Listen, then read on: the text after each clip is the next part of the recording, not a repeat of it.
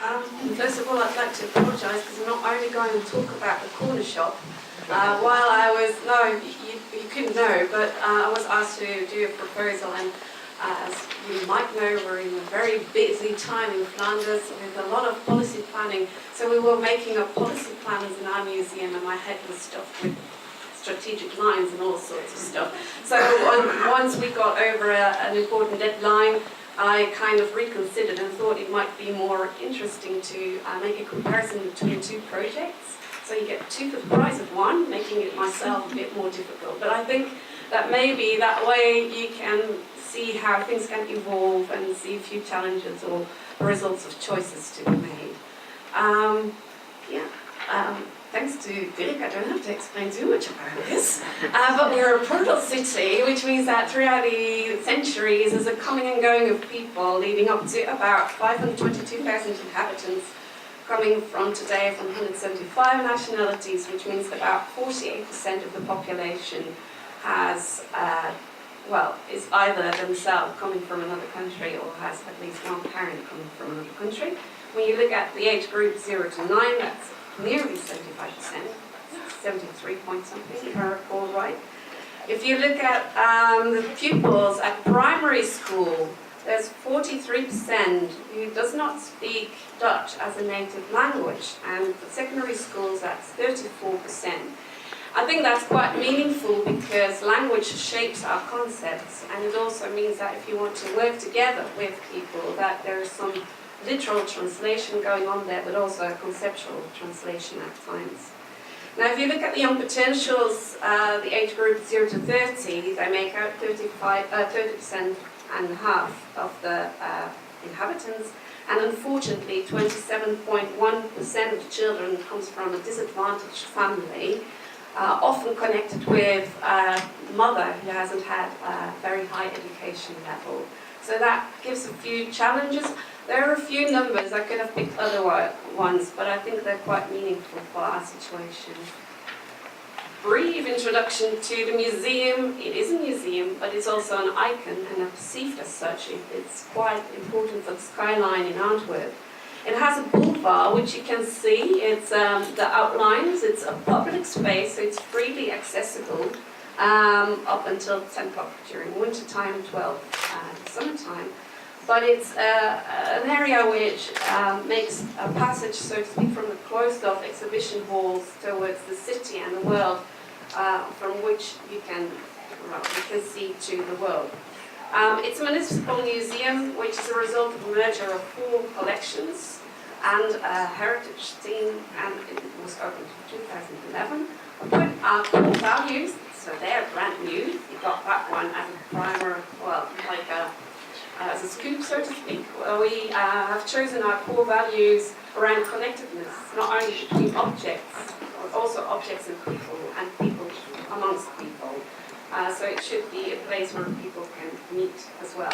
And we like to work from our multi-perspectivity, so we don't choose one narrative, but our bottom line, well, we say mass, a stream of stories. So we like to tell more than one story so that you can make up your own position later.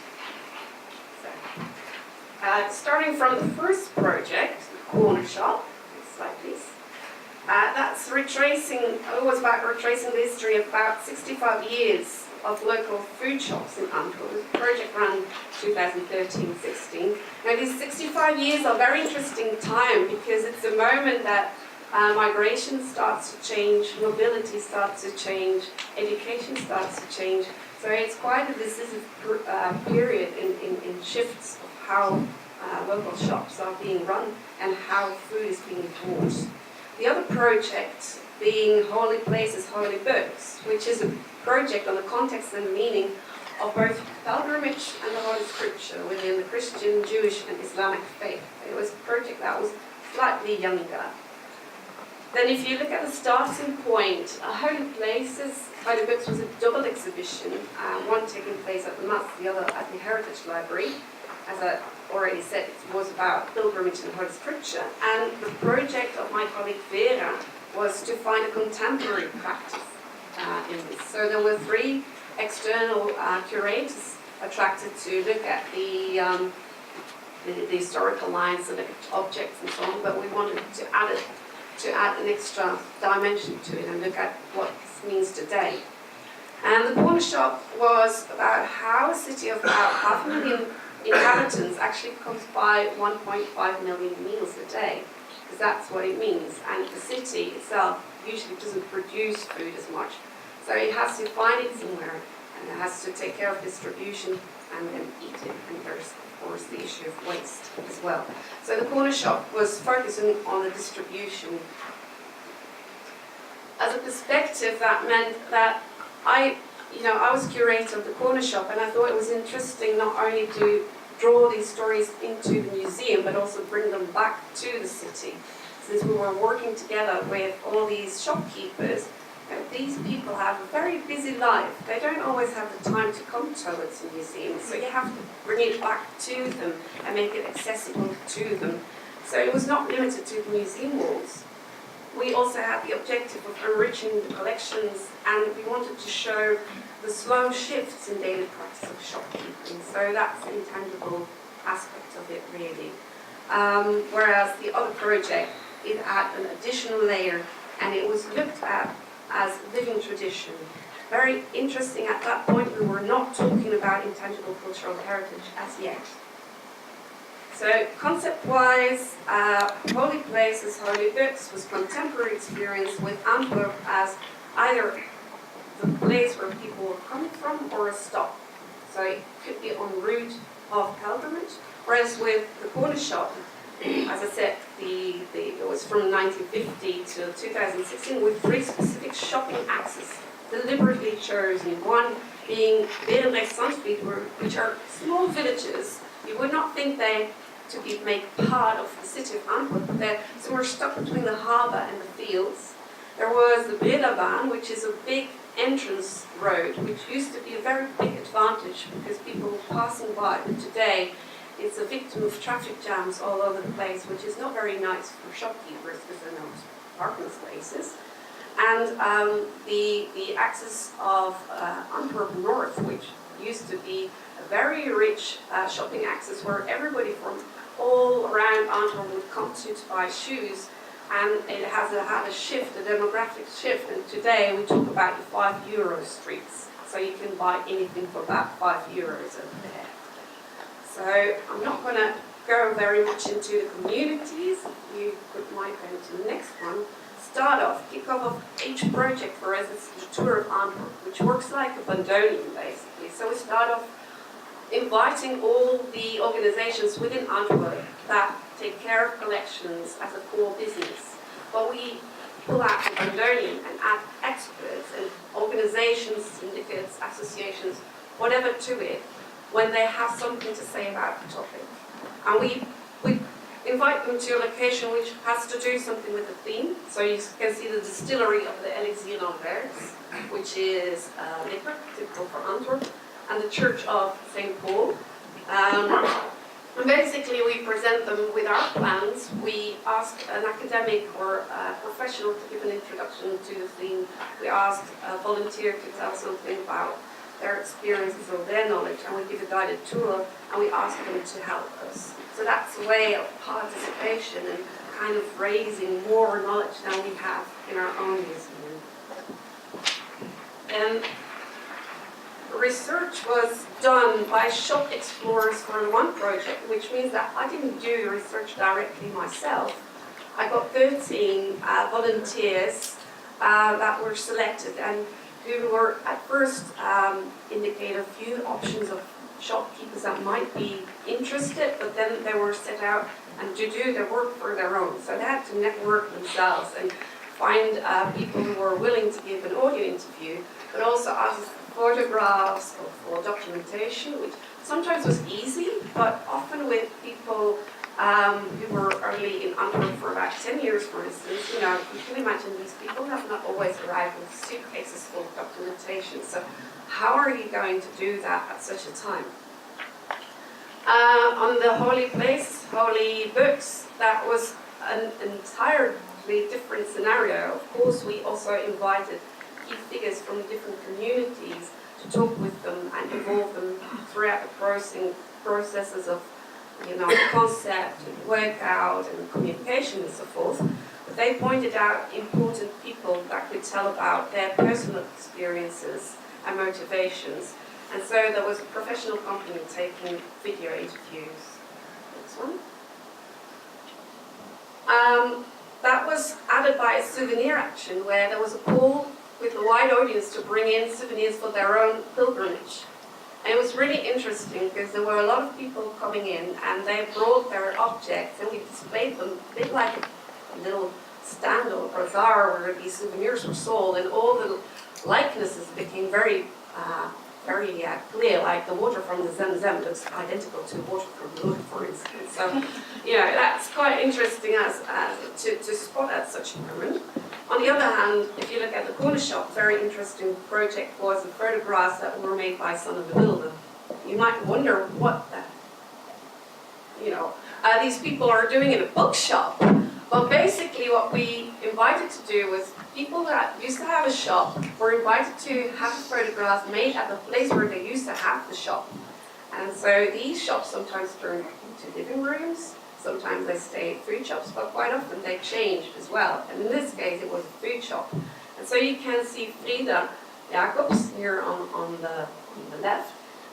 She had a shop and her parent had a shop, which is shown in the photograph above. Also interesting about Son of the Builder's work was that she knew that the shopkeeper, him or herself, was like the center of the shop, but people always tend to look at faces. So she made a double portrait each time with an object in front of the faces so that the gaze is going to the surrounding shop and you can see ways of display, of promotion, of food, different sorts, assortments of food and so on.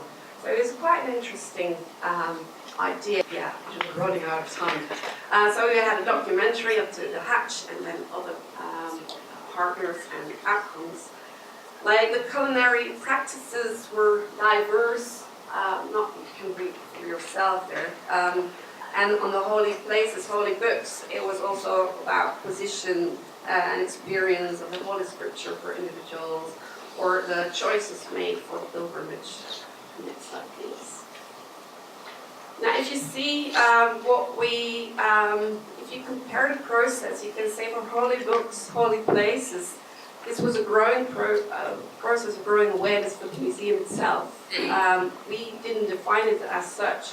And we found that the external curators in the Heritage Library didn't realize this either, and deliberately put these two photographs above each other, because the lone one is also souvenirs from pilgrimage, but selected by the external curators. And what you could see was that actually they were the same objects once again. So whether you look at it from a very historical perspective or you look at it from the living tradition as it is today, it's very similar.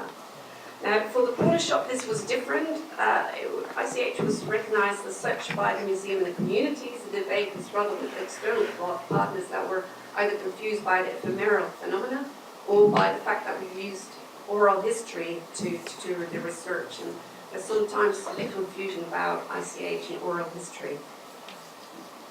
Let's go to the next one. I'm not going to tell too much about this, but there were a few ways of displaying things. Let's go, thank you.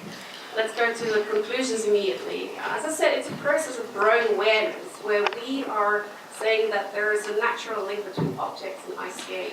There's no reason for pulling these apart, really. So ICH is embedded in a collection plan, and we want to do research on it by two directions the coming few years. Either we have this collection of about 500,000 objects we want to look at again and look at them with source communities, whether they're really close by or at the other side of the world, and to document them and really value these objects. On the other hand, we want to look at the city and draw in ICH elements and bring them into the museum as objects as well.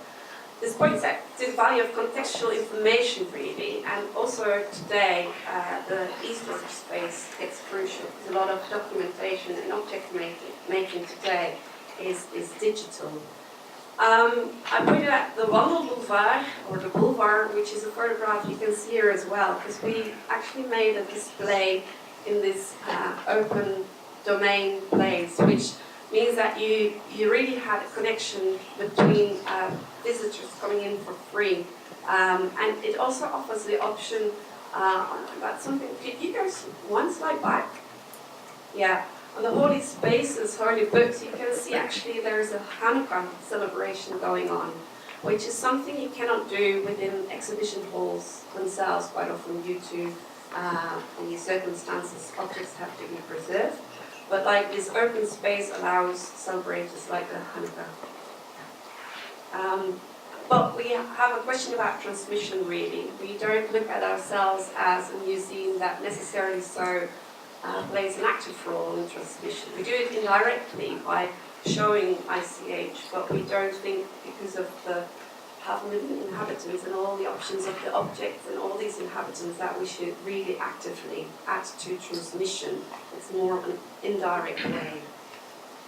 And then on diversity, I think we would like to work on crossroads of the collection and artwork, and since both are super diverse, we're not going to question diversity. It is what it is. We don't really want to do any projects anymore on subgroups, but we rather choose themes that bring together a lot of perspectives and a lot of experiences as such. One of the challenges there is the representation in a context of a majority of minorities, really. Because when we opened our museum in 2011, one of the conclusions was we have a very wide collection. So how on earth are we going to invite people that have nothing to do with our history in our museum and make it relevant? So I think working with contemporary phenomena is very important for that, so that people can bring in their own luggage in our museum, and that it becomes a museum that's a bit more democratic, if possible. There's also the question of objects versus stories, because we are very object-minded, but as I said, refugees not necessarily bring along suitcases. Besides that, our Western cultures seem to be very object-minded, but not all cultures are, so that's a challenge as well. And it asks a question whether Mas is really an icon. We think so. A lot of people know Mas, but I met a lot of shopkeepers that had never even heard of the museum, which is good, because then I've got work to do. And then the last slide maybe is we use a participatory approach, which I think is a very valuable way of trying to make bridges, but that means that you put a lot of time in building networks, really. It's a very time-consuming process in which you really have to network and find the right key figures that are willing to help you while you're aware that you want to bring in as many perspectives as possible. So you have to be very critical about them as well and build a certain of trust before you can actually head on to the next chapter and go do research, go and document, start collecting. So it asks a different set of skills from curators than it used to be. It's more about translating jobs sometimes where concepts from the museum are translated into the city and vice versa. So those were a few challenges and a few win-wins as well, I hope. There would be any questions, feel free to ask them.